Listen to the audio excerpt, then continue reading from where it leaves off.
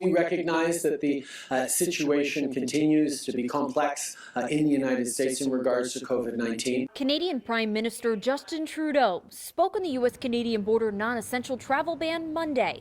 Less than 24 hours later, reports that the countries are extending the border closure another month to August 21st, marking 153 days at the least. In your 23 years of being an immigration lawyer, have you ever seen a border closure like this? No, never.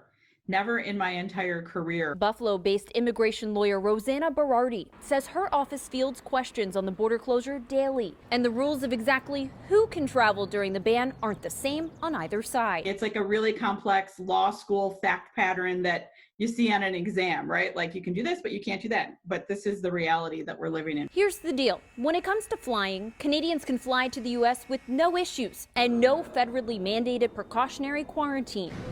Meanwhile, Americans are barred from flying to Canada for non-essential travel. Crossing the border by land, most Americans still cannot go to Canada. The exception is for immediate family members, permanent residents, or essential workers, and if they'll be in Canada for at least 15 days.